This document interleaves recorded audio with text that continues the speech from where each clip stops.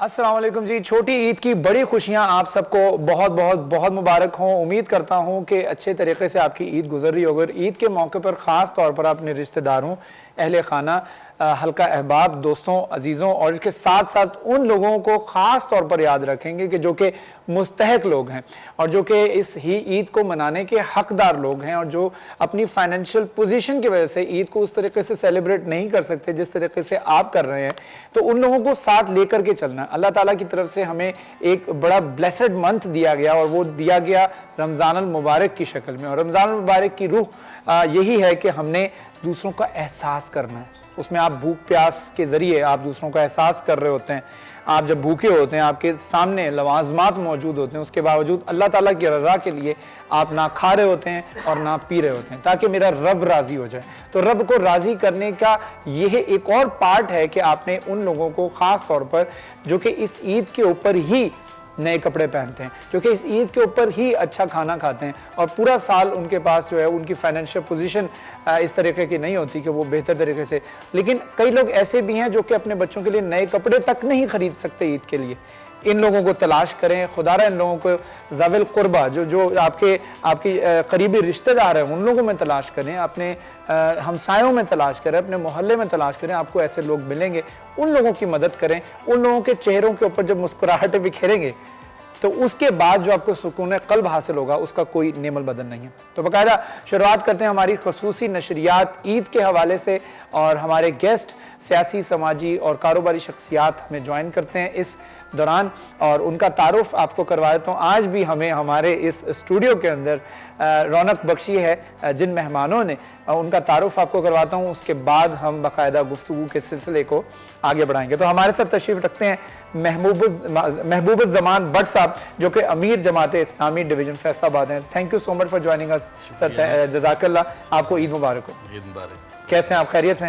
फौजिया महबूब हमारे साथ मौजूद है कि जो नायब नाज़मा है जमात इस्लामी पंजाब की और उनकी वाइफ भी हैं भट्ट साहब की। Thank you so much ma'am for joining अस। अस्सलाम वालेकुम। आपको भी ईद मुबारक। कैसे हैं आप? खैरियत से? अच्छा, हम अगर ख़ास तौर पर बात करें ईद की मुनासबत से भट्ट साहब, तो ईद किस तरीके से गुजरती है? आपका ज़ाहिर बात है हल्का अहबाब इतना वसी है, तो घर पे रहना पसंद करते हैं, प्रेफर करते हैं या सोशली ज़्यादातर ईद गुजर जाती है? मेरी तो तकरीबन जो ये छोटी ईद होती है, ईद पढ़ने के बाद हम जो जितने भी हमारे फैसलाबाद में अजीज़ व अकारब हैं, बहन भाई मुख्तलिफ़ इलाक़ों में रह रहे हैं, तो हम इज्तमाही तौर पर जितने भी मेल मेंबर हैं, मतलब मेरे भाई हैं या मेरे भांजे भतीजे, हम इकट्ठे होकर तो बारी बारी हर घर में जाते हैं। सही, मतलब पहले हमारे घर में आ गए, फिर दूसरे के, फिर तीसरे के, यानी ये सिलसिला सुबह से शुरू होकर बाज़ दफ़ा मगरिब तक और बाज़ दफ़ा असर तक ये चलता रहता है कि पे हमने एक सर्कल मुकम्मल करना होता है 10-12 घरों के अंदर। तो ये ईद का एक अहम इवेंट होता है कि जो हमने अपने तमाम अजीज़ व अकारब के घरों में जाकर उनसे ईद मिलना होता है। अच्छा, तो ख़ास तौर पर पहला दिन अभी क्योंकि सेग्रीगेट कर लेते हैं कि पहला दिन जो है वो अजीज़ों अकारब के लिए है, दूसरा दिन जो है वो हमारे हल्के में जितने भी दोस्त हैं उनसे मिलना है, आपकी जमात के लोग हैं उनसे भी मुलाकात करनी है, फिर इस उनसे कब मुलाकात होती है? असल में जमात के लोगों से तो रूटीन में चूँकि ईद के अलावा मुस्तकिल मुलाकात रहती है। ये भी है, मतलब हर रोज़ ज़ाहिर है कि मुलाकात का तो फ़ोन पर गुफ्तगू हो जाती है, टेलीफोन पर भी, लेकिन ईद के मौके पर ख़ास तौर पर टेलीफोन के ज़रिए से या मैसेज के ज़रिए से ईद मुबारक का जो मामला है, ये पहले दिन ही मेरी कोशिश होती है कि अपने तमाम जमात के और दीगर दोस्त अहबाब जो है उनसे रब्ता इस तरह से हो जाए।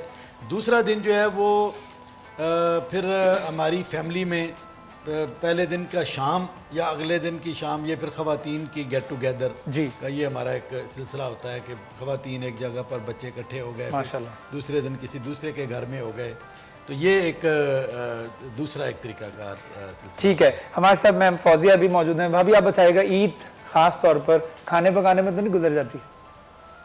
नहीं, बहुत ज़्यादा तो नहीं। जैसे अभी भट्ट साहब ने बताया, इनकी असर या मगरिब जो है वो ऐसे ही गुजर जाती है। सुबह घर से निकले हैं तो अमूमन ईद वाले दिन एक खाना है जो बच्चे भी या भट्ट साहब घर खाते हैं, या दोपहर का होगा या रात का होगा। सही सही, इस तरह है।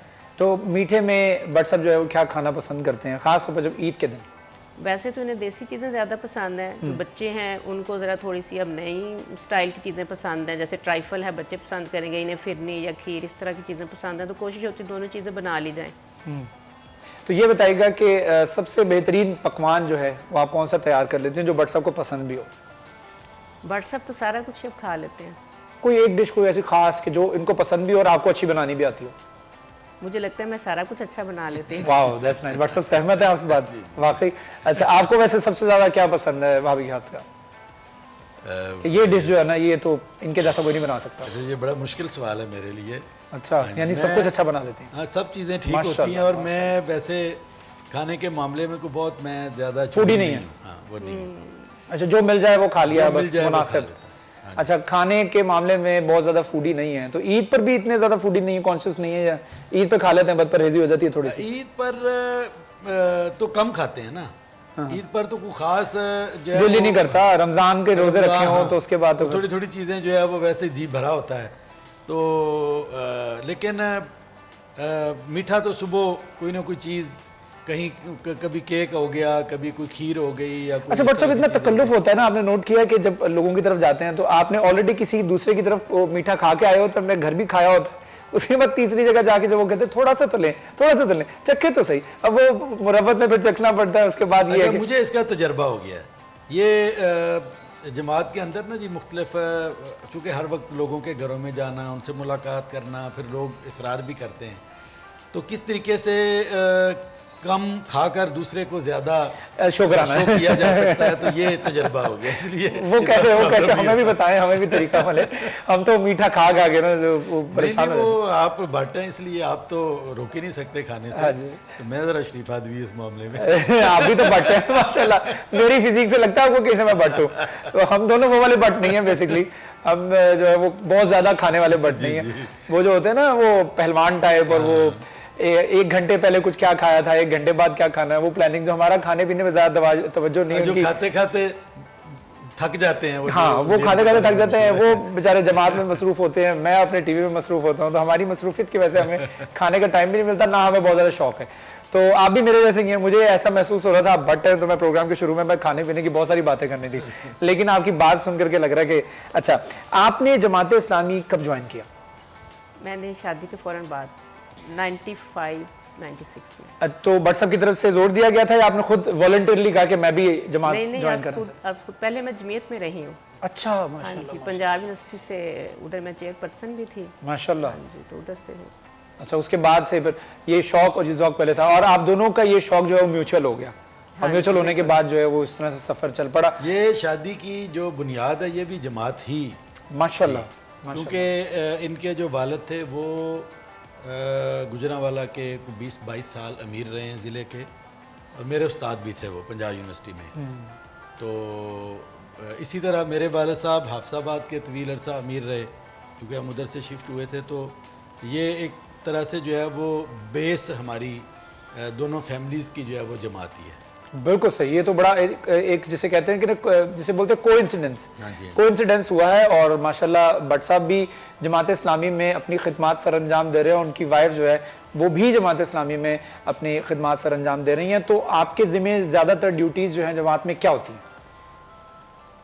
अभी पिछले साल तो मेरे पास ज़िले की जिम्मेदारी थी यहाँ की, लेकिन अब इस सेशन से मैं पंजाब में, हाँ जी, वस्ती पंजाब, असल में सूबा पंजाब के भी 3 पोर्शन हिस्से किए हुए हैं ना हमने जमात इस्लामी सही। तो वस्ती पंजाब के मेरे पास नायब, तो फैसलाबाद डिवीज़न की जिम्मेदारी मेरे पास है। तो हमारा नज़्म जो है सूबाई, उसके अंदर 4 नायबीन हैं हमारी नाज़मा के, तो इधर फैसलाबाद डिवीज़न के जो इजलास सारे वो मेरे ज़ेरे निगरानी है, फिर उधर जाना, चक्कर लगाना, उनके इज्तिमाओं में शिरकत करना, और फ़ोन पे राब्ते, इस तरह की चीज़ें हैं सारी। तो बच्चे कंप्लेन नहीं करते कभी कि भट्ट साहब अब्बा जी भी मसरूफ़ हैं, अम्मा भी मसरूफ़ हैं, तो हमें वक्त कब मिलेगा? बस आप कुछ ना पूछिए, कसम से वाकई बच्चे कंप्लेन करते हैं, इसका मतलब ज़ाहिर है बच्चे तो करेंगे। लेकिन एक तो ये है कि बच्चे ज़हनी, लेकिन वो कंप्लेन जो है वो तरबियत में खलल नहीं बनना चाहिए, मैं ये समझता हूँ। आप एग्री करते हैं? बेटों ने नहीं कंप्लेन की, बेटियां मेरी छोटी, 3 बेटियां माशाल्लाह मेरे बड़े, लड़के थोड़े से और स्टाइल के होते हैं, लेकिन बच्चियां थोड़ा सा करती हैं, उन्हें थोड़ा सा होता है कि अम्मी घर नहीं है और चली गई हैं, लेकिन बच्चे बहुत ज़्यादा नहीं, लड़के नहीं करते। चलें, हमारे साथ हमारे मेहमान मौजूद हैं, महबूबुज़्ज़मान भट्ट साहब और नायब नाज़मा जमात इस्लामी फौजिया महबूबी मौजूद हैं। गुफ्तगू के सिलसिले को आगे बढ़ाएंगे लेकिन एक छोटे से वक्फे के बाद। वेलकम बैक जी। छोटी ईद की बड़ी खुशियां आपको बहुत बहुत मुबारक हो। और इस वक्त हम मौजूद हैं अपने किचन में और महबूबुज़्ज़मान भट्ट साहब मेरे साथ मौजूद हैं हमारे किचन में। तो 2 भट्ट जो हैं इस वक्त किचन में मौजूद हैं, तो किचन की खैर नहीं है। जाज़िब साहब आप रेडी हैं? चले ठीक है, भट्ट साहब हमारे साथ किचन में मौजूद हैं। भट्ट साहब अब हो रही है खाने पीने की बातें, तो अब हम थोड़ा सा पहले पूछते हैं जाज़िब साहब से कि आज वो हमारे ईद की इस खुसूसी नशरियात में क्या कुक करने जा रहे हैं, क्या बनाने जा रहे हैं? शिराज, आज हम शामी कबाब बनाने जा रहे हैं। आज हम शामी कबाब बनाएंगे सुब्रोसो का चिकन इस्तेमाल करते हुए। तो भट्ट साहब, शामी कबाब बनाने का कभी मौका मिला, कभी कुकिंग करने का मौका मिला आपको लाइफ में? शामी कबाब खाने का तो बहुत मौका मिला है। तो कुकिंग करने का मौका मुझे सिर्फ एक मरतबा सालन बनाने का मौका मिला, जब ये पिछले साल वाइफ कोरोना की वजह से बेड पर थी। तो फिर मुझे इंस्ट्रक्शन ले लेकर तो मैंने एक डिश बनाई, अगरचे वो कुछ काली सी हो गई और लेकिन फिर भी गुजारा हो गया। मतलब आपने सेम वैसे किया जैसे नई नवेली बहू जो है वो अपनी माँ को फोन करती है, आप अपनी बच्चों की माँ को फोन कर रहे हैं। हम नहीं कर रहे थे, सामने पूछ मतलब वो आना जाना कमरे में अच्छा लगा हुआ है। तो वो खाने के काबिल थी मतलब? हाँ, खाने के मेरे लिए तो काबिल थी। वो खुद बनाई हो तो फिर वो काबिल होने, बंदा कुछ ना कुछ नमक ज्यादा तो नहीं हो गया? नहीं, नमक मेरे ठीक थी, वैसे थोड़ा सा कुक शायद ज्यादा हो गई या कुछ तरह का। अच्छा, वो एक दफा एक दिन बनाया या बस एक दिन ही, बस उसके बाद चिरागों में रोशनी नहीं रही। ठीक है, वो एक दफा उनको बनाने के बाद अंदाजा हो गया। अंडा बना लेता हूँ, चाय बना लेते हैं, और चाय बना लेता हूँ, इस तरह की छोटी छोटी चीज़ें तो बना लेता हूँ, लेकिन ये सालन बनाने का काम या इस तरह का ये। ठीक है, तो आज हम आपको चिकन कबाब जो है वो बनाना सिखाएंगे और सुब्रोसो का चिकन स्पेशलिस्ट जो है उसको इस्तेमाल करते हुए हम कबाब बनाएंगे। तो जाज़िब हमारे साथ मौजूद हैं। बट साहब, ये हमारे साथ पूरा रमज़ान रहे हैं और उन्होंने मज़े मज़े के खाने हमें बना के जो है खिलाए हैं और ये बड़े मास्टर शेफ़ हैं और फैसलाबाद में इनका माशाल्लाह बड़ा नाम है और यूँ जादू करते हैं और खाना तैयार हो जाता है। तो आज भी इसी तरीके से करेंगे, लेकिन उससे पहले मैं बता दूं कि हमारे स्पॉन्सर्स का ताउन हमें हासिल होता है हमारे किचन के अंदर, जिसकी वजह से ये जो सेगमेंट है आप तक पहुंचाया जाता है बड़े बेहतर तरीके से। और बात करें अगर गोल्डन कुकिंग ऑयल के हवाले से, तो गोल्डन कुकिंग ऑयल ने हमारे मसाइल जो हैं वो हल कर दिए हैं। गोल्डन कुकिंग ऑयल जो कि कोलेस्ट्रॉल फ्री है और सोयाबीन और कनोला के मुनफरद मुरक्कब से तैयार किया जाता है। गोल्डन कुकिंग ऑयल जो कि किसी भी किस्म के एडेड एसेंस के साथ इस्तेमाल नहीं होता है, यानी इसमें कोई भी एडेड एसेंस जो है इस्तेमाल नहीं होते, जिसमें इसकी जो खुशबू है, इसका जो अरोमा है वो बिल्कुल नेचुरल है। तो इसके साथ साथ अगर बात करें गोल्डन कुकिंग ऑयल के हवाले से, तो गोल्डन कुकिंग ऑयल जो कि आपकी सेहत के लिए ख़ास तौर पे बहुत ज़्यादा ज़रूरी है, क्योंकि विटामिन ए और डी से भरपूर है, जो कि रखे आपको सेहतमंद और बनाए आपका हर लम्हा गोल्डन। और इसके साथ साथ हमें तावन हासिल होता है ख़ास तौर पर पाकिस्तान के नंबर 1 ब्रांड करशी का, और करशी के जामे शीरी और करशी का जो इलायचीन है, इसने भी ख़ास तौर पर बच्चे, बूढ़े, बुज़ुर्ग, ख़वातीन, मर्द हज़रात जो है उनके लिए बहुत ज़्यादा आसानी पैदा करती है। और ख़ास तौर पर बात करें करशी के इलायचीन और करशी के जामे शीरी के हवाले से, तो खालिस अर्क़ियात से तैयार किया जाता है, गुलाबों और संदल के और इसके साथ साथ इलायची के। एक पानी का कतरा भी, बूंद भी इस्तेमाल नहीं की जाती है। Not a single drop of water has been used in this. तो यही वजह है कि इसको बहुत लोग अप्रिशिएट करते हैं और दस्तरखान का हिस्सा बन चुका है और हमारे भी दस्तरखान का हिस्सा रहा है पूरे रमज़ान। और इसके साथ साथ बात करें ख़ास तौर पर अगर चिकन के हवाले से, तो चिकन इस्तेमाल करना हो तो हम क्वालिटी के ऊपर बट सब बिल्कुल कॉम्प्रोमाइज़ नहीं करते। और हम जब बात करते हैं चिकन की, तो हमने जितने भी अपने पकवान यहाँ पर तैयार किए हैं वो सुब्रोसो द चिकन स्पेशलिस्ट का चिकन इस्तेमाल करते हुए इस्तेमाल किए हैं। और अगर चिकन की रेंज के हवाले से बात की जाए तो इतनी वाइड रेंज है, चिकन कढ़ाई है, चिकन कोरमा कट है और इसके साथ साथ कीमा मौजूद है और चिकन नगेट्स मौजूद है, चिकन समोसे मौजूद हैं, चिकन कचौरी मौजूद है और होल चिकन मौजूद है। आपको जिस फॉर्म में चिकन चाहिए, सुब्रोसो the chicken specialist have it. और इसके साथ साथ बात करें अगर आप भी हमारी तरह मुनफरिद जायके, मुनफरिद खाने जो पसंद करते हैं अपने दस्तरखान के ऊपर, तो सुब्रोसो चिकन स्पेशलिस्ट का जो चिकन टॉपिंग्स है और इसके साथ साथ चिकन ब्रेस्ट फिले है, that is the best chicken recipe partner for you. और इसके साथ साथ वर्टिकल इंटीग्रेशन की वजह से सफाई सुथराई का तमाम जो निज़ाम है उसको खुद मॉनिटर किया जाता है ताकि क्वालिटी प्रोडक्ट जो है वो आप तक पहुँचाई जा सके। तो हमारे साथ भट्ट साहब मौजूद है। भट्ट साहब से पूछते हैं कि भट्ट साहब, मेमोरेबल ईद जो आपके हाफजे का हिस्सा बन गई, चाहे वो आपके बचपन की हो, लड़कपन की हो, लेकिन वो आप कभी भूल नहीं सकते, ऐसी ईद का वाकया या कोई ऐसी ईद हमारे साथ शेयर करें। देखिए अभी तो तवील अरसे से ईद जैसे रूटीन की हाँ जी, चली आ रही है, बिल्कुल। लेकिन हकीकत तो ये है कि बचपन में ईदें तो बचपन की होती हैं। बिल्कुल। तो मुझे याद है कि हम बचपन में हमारे लिए 2 रुपये ईदी मिलती थी वाह, और वो काफ़ी होती थी। और 7 गुब्बारे मिलते थे। और मुझे आज भी वो ईद जो है ना, वो आज इस उम्र में नहीं मिली कि जितनी उसमें खुशी होती थी, जितना उसमें एक्साइटमेंट होती थी। और हम जो है वो सारा दिन खर्च भी करते थे। ज़ाहिर देहात में बहुत ज़्यादा उस वक्त खर्च का रुझान भी नहीं था, लेकिन जो एक्साइटमेंट ईद की होती थी और ख़ुशी होती थी वो बाद में उस तरह से नहीं मिली। बिल्कुल, वो जो बचपन की ईद होती थी ना, बचपन में जब बच्चों को ईद मिलती है ना, तो जेब में पैसे होते हैं, कड़क कड़क नोट पड़े होते हैं, फर्स्ट पॉकेट होती है। हम मेक श्योर करते हैं कि बच्चे वो वाली शर्ट पहने जिसकी पॉकेट सामने हो, और उसमें ऐसे कड़क कड़क नोट डाले होते हैं और यूँ बाहर गली के अंदर चल रहे होते हैं, और वो देख रहे होते हैं चीज़ों को, मैं ये भी अफोर्ड करता हूँ, मैं गुब्बारे भी अफोर्ड करता हूँ, मैं ये भी खरीद सकता हूँ, मैं ये भी खरीद सकता हूँ। वो तो वो एक जो एक्साइटमेंट होती है ना बच्चे के अंदर कि मैं क्या क्या चीज़ अफोर्ड करता हूँ, मेरे पास 1000 रुपया है पॉकेट के अंदर, और इस 1000 रुपये के अंदर मैं ये भी ले सकता हूँ, मैं ये भी ले सकता हूँ। तो वो जो फीलिंग बच्चों की होती है ना, बेसिकली असल में हकीकी ईद है ही ये, हकीकी ईद रंग जो है ईद के वही हैं। भट्ट साहब ने बताया कि भट्ट साहब को कुकिंग करने का मौका मिला है 2 साल पहले, तो आज हम चाहेंगे भट्ट साहब थोड़ा सा ये दाल को थोड़ा सा मिक्स कर दीजिएगा, क्योंकि आज चिकन कबाब बनाने जा रहे हैं। बस आपने इसको हाथ लगाना तो हमारे खाने के अंदर बरकत हो जानी है। जब तक भट्ट साहब इसको पूछ रहे हैं तो अभी इन्होंने बताया कि बचपन में उनको गुब्बारे मिलते थे। अब बचपन की शरारत मुझे भी याद है, जी बताइए। क्योंकि मेरे पापा मुझे बता रहे थे कि उनको भी बचपन में गुब्बारे मिलते थे। अच्छा, गुब्बारा ब्लो आउट करने के बाद, फुलाने के बाद ये भी शौक होता था ना कि एक दूसरे के गुब्बारे फाड़ लें, और जो बचा लेता था वो विनर होता था। हाँ, ये उस वक्त तो शायद नहीं था, लेकिन गुब्बारा फोड़ने के बाद वो जो गुब्बारे के वो जो बच जाता है, होती है ना, उसका वो कुछ वो मुंह में छोटे डाल छोटे कर गुब्बारे। वो मुझे अब नाम नहीं कि क्या उसका नाम होता था, उन्हें लूचिया भी कहते हैं और उनके 2-3 और भी नाम लेकिन हैं। वो एक पूरा प्रोसेस होता था। वो जो यानी कि एक बड़े गुब्बारे से छोटे छोटे गुब्बारे बच जाते थे, वो एक बड़ा जबरदस्त चीज होती थी। और एक प्लास्टिक की मुझे याद है, वो जो शॉपर होते हैं ना, उसकी पतंग भी बनती थी, और वो भी हम बचपन में मुझे याद है कि हम बनाते थे, और ईद पे हम उसको बना के उड़ाना, तो वो एक जो फीलिंग होती थी ना ईद की, वो होती ही बच्चों के लिए। मैं कहा बड़े होके तो रिस्पॉन्सिबिलिटीज और जिम्मेदारियां हमारे कंधों के ऊपर होती है, तो बड़ों की ईद नहीं होती, बड़ों की सिर्फ छुट्टी होती है जो उन्होंने घर पे मनानी होती है। हम छुट्टी मनाते हैं, बच्चे ईद मना रहे होते हैं, और हम बच्चों को देख के खुश हो रहे होते हैं, और यही ईद की असल रौनक होती है। तो भट्ट साहब ने आज माशाल्लाह हमारे चिकन कबाब की शुरुआत कर दी, और हम चिकन कबाब बनाने जा रहे हैं। तो हम चिकन कबाब बनाएंगे और बेहतरीन किस्म के बनाएंगे, और उम्मीद करते हैं कि आप भी अपने ख़ास तौर पर जो ये इन्होंने जाजिब ने जो डिश निकाली है ना, ये निकाली है मुझे पता है, क्योंकि लंच जो है उसके बाद जब शाम चाय का वक्त होता है, चाय के साथ कुछ ना कुछ स्नैक्स लाजमी होते हैं। तो चाय के साथ जब आपने सर्व करना हो तो एज ए चिकन कबाब को स्नैक के तौर पे भी सर्व किया जा सकता है।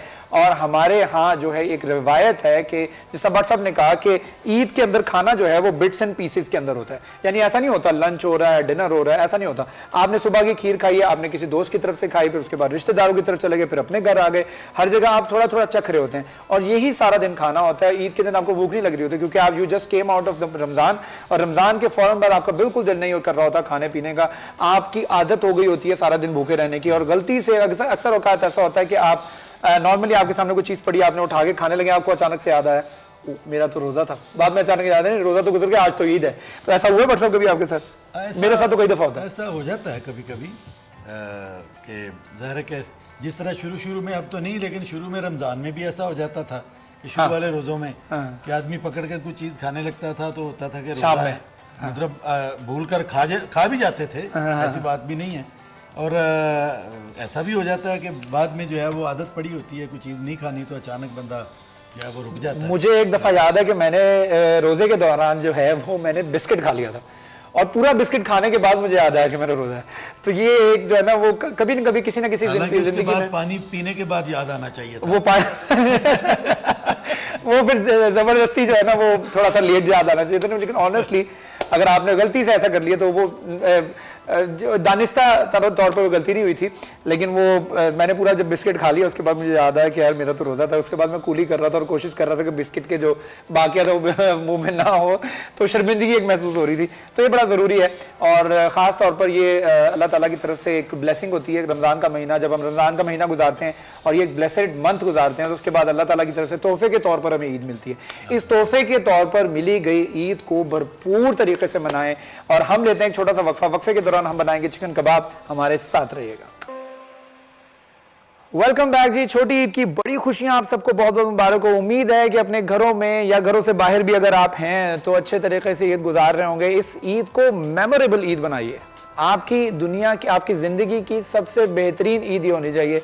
इसमें ख़ास तौर पर इसको बेहतरीन किस तरह से बनाया जा सकता है, इसको मेमोरेबल किस तरह से बनाया जा सकता है कि आप उन लोगों को जो कि इस ईद को मनाने से कासिर हैं उनको तलाश करें, उनके चेहरों के ऊपर, उनके बच्चों के चेहरों के ऊपर खुशियां बिखेरने की वजह बने, उनको कपड़े खरीद कर दें, उनके लिए खाने पीने की चीज़ें ले जाएं, अचानक चले जाएं, उनको ईदी दीजिए। आप देखिए उनके चेहरों के ऊपर क्या खुशी होगी, क्या चेहरे उनके खिलखिला उठेंगे और उसकी वजह से जो आपको तस्कीन होगी वो देखिएगा, वो एक प्राइसलेस तस्कीन होती है। वो जो एक सुकून होता है दिल के अंदर, वो प्राइसलेस होता है, वो अनकम्पेरेबल सुकून होता है। तो बट सब मैं इसी के ऊपर भी गुफ्तगू करना चाह रहा हूँ कि अब ईद जो है वो मुख्तलिफ है।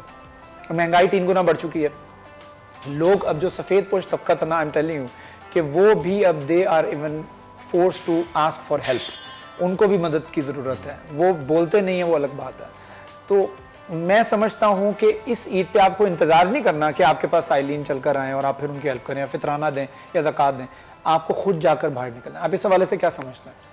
देखें जी, ये एक बड़ा सेंसिटिव मामला है कि लोगों को उसकी मदद भी की जाए और ख़ास तौर पर जो सफ़ेद पोश तबका है, आम तौर पर हमारे यहाँ है कि हम जो मांगता है हम उसे दे देते हैं। साहिल को तो हर कोई और अब समझते हैं कि शायद ये काफ़ी है। लेकिन जो बड़ा अहम तबका है, जो गली की नुक्कड़ पर जिसने छोटी सी छाबड़ी लगाई हुई है या गुब्बारे बेच रहा है, जो गार्ड है किसी बैंक के बाहर या किसी बिल्डिंग के बाहर, या कोई इस तरह जो है वो किसी ने छोटा सा टायर पंक्चर की जो है वो दुकान खोली हुई है। अच्छा, ये महल्लों के अंदर इनसे हमारी इंट्रैक्शन मुसलसल होती है। हम इनसे छोटा मोटा काम करवाते हैं, उनसे हेलो हाय करते हैं। मैं समझता हूँ कि गुज़रते हुए, अच्छा ये बज़ाहिर मेहनत कश हैं भी मेहनत कश, लेकिन इनका गुजारा कैसे हो रहा है ये मैं और आप बखूबी जानते हैं, और इतनी महंगाई में। तो इसलिए इनको सपोर्ट करना और गुज़रते गुज़रते कोई उनकी जेब में कुछ डाल देना, इसके लिए मैं समझता हूँ ईद के आने का इंतज़ार नहीं होना चाहिए। ईद से पहले अगर कुछ होगा तो तभी उनकी ईद बेहतर होगी। बिल्कुल सही कहा। ईद के दिन का इंतज़ार तो नहीं किया जा सकता ना, क्योंकि उनके बच्चों की डिमांड, उनकी अपनी ख्वाहिशात, वो थोड़ी सी भी अगर आप हेल्प पहले कर देंगे तो वो थोड़ा सा अपना प्लान कर लेंगे कि भाई ईद वाले दिन मैं बच्चे के लिए ये कर लूँ या ईद से एक दिन पहले ये कर लूँ। थोड़ी सी बच्ची के लिए चूड़ियाँ ही जो है वो बेशक वो 100-150 रुपये की आती हूँ, तो वो अगर उसकी जेब में कोई पैसे आ जाएंगे तो शायद वो बच्ची की ये ख्वाहिश पूरी कर सकेगा। तो ये मैं समझता हूँ ये जो 3 दिन है ना, ये आखिरी 3-4 दिन जो होते हैं ईद से पहले, इनमें हमें जो है वो कोशिश करनी चाहिए कि हम लोगों तक जो है वो पहुंचकर उनकी ज़रूर मदद करें। ये बहुत ज़्यादा ज़रूरी है। और इस हवाले से आपकी जमात में भी कुछ सोशल एक्टिविटीज़ होती है जिसमें लोगों को आगाही दी जाए कि किस तरह से लोगों की मदद करनी है और किस तरह से बाहर निकलना है, ऐसे लोगों को तलाश करना है, ज़कात किन को देनी है, फितराना किन को देना है, इस हवाले से अवेयरनेस प्रोग्राम्स होते हैं। इसमें आप देखिए हमारी अल-खिदमत फाउंडेशन मर्दों के अंदर भी काम कर रही है और अल-खिदमत ट्रस्ट है जो ख़वातीन के अंदर भी है ना, तो उसके ज़रिए हम हमारे जो अरकान हैं, वर्कर्स हैं, वो चूँकि यूसी लेवल पे, ब्लॉक्स पे और वार्ड पे बैठे हुए हैं, तो उनके तवस्सुत से ही हम ये चीज़ें तकसीम करते हैं। हमारी आगाही में होता है कि कौन कहाँ पे कैसे मौजूद है, तो वो कोशिश होती है कि उन तक राशन भी पहुँचाए जाएँ और ईद से पहले कुछ गिफ्ट जो हैं वो भी दिए जाएँ। तो ये बहुत ज़्यादा ज़रूरी है और इस हवाले से मुख्तलिफ NGOs भी काम कर रही हैं, लेकिन इसके साथ साथ आपको इंडिविजुअल लेवल के ऊपर भी मेरे ख्याल में काम करने की बहुत ज़रूरी है। बट सब ये फितराना और ये ज़कात जो है लोग कैलकुलेट करके अपने घर का, उसके बाद किसी भी एक बंदे को दे देते हैं, यार ये बाहर बांट देना, मैं बरी ज़िम्मा हो गया, मैंने तो फितराना अपना जो बनता था कैलकुलेशन दे दी। कितना ज़रूरी है आप खुद जा कर के जब आप देते हैं तो उसमें और सिर्फ दे देने में क्या फ़र्क है इन दोनों चीज़ों? मेरा ख्याल है जी कि चूँकि इसकी 8 मसारिफ कुरान ने बयान किए हैं, इन्नमस सदक़ातु लिल फ़ुक़रा वल मसाकीन, और आगे 6 और भी बयान किए गए हैं। तो अब हर फर्द को ये मालूम होना चाहिए कि मेरी जो ज़कात ये मालूम होना चाहिए, मैं निकाल लूँ। ये तो देखे ना जी, एक उसका हिस्सा हो गया। अगर प्रॉपर जगह पर नहीं दूंगा तो ये ज़कात नहीं होगी, दोबारा देनी पड़ेगी। सही सही। जो इसके हकदार, यानी इसमें वहम में भी नहीं पड़ जाना चाहिए कि वो जी फ़लाँ फ़लाँ, यानी, लेकिन इसकी तहकीक होनी चाहिए। तो इसलिए ये दोनों तरीके ठीक हैं कि अगर आपका कोई बहुत बाएतमाद आदमी है, हाँ, यानी मुझे कोई शख्स कहता है, मेरा दोस्त कहता है कि जी आप चूँकि ज़्यादा आपकी रिलेशनशिप है, ये पैसे पकड़ें और आप जो है वो किसी मुनासिब एक फ़र्द को या एक से ज़्यादा फ़र्द को या मुख्तलिफ़ जगहों पर ख़र्च कर दें, तो ये भी एक एतमाद की बात है। अब मैं अगर एतमाद को ठेस पर पहुँचाता हूँ तो अल्लाह के यहाँ तो मैं जवाब दूँगा, उसने तो मुझ पर एतमाद कर लिया, तो एक ये भी तरीका ठीक तरीका है। लेकिन अवेयरनेस होना कितना जरूरी है। हर शख्स को, हर मुसलमान को, एक बाशऊर इंसान को, मुसलमान को पता हो कि मैं, मेरी ज़कात और मेरा फितर जो है वो कितना है और कि किसको लगता है। हम हमेशा कैलकुलेशन करने के लिए 2 दिन पहले मौलाना साहब के पास जाते हैं, मौलाना साहब मेरे किस तरह हमने कैलकुलेट कैसे करना है। जैसा हम ईद की नमाज पढ़ रहे होते हैं तो ईद की नमाज हम उस दिन सीखते हैं, तो ये चीज़ें मुसलमान के लिए बेसिक नॉलेज है, ये पता होनी चाहिए हमें। देखें जी, ज़कात जो है ये या सदक़ात, ये जमात ये अरकान इस्लाम का के अंदर शामिल है। और ज़ाहिर है कि नमाज, ज़कात, रोज़ा, हज, ये सारी चीज़ें जो हैं ये तो बेसिक्स हैं। अगर किसी मुसलमान को इनके बारे में नहीं पता तो ज़ाहिर है कि उसको अपनी खैर मनानी चाहिए।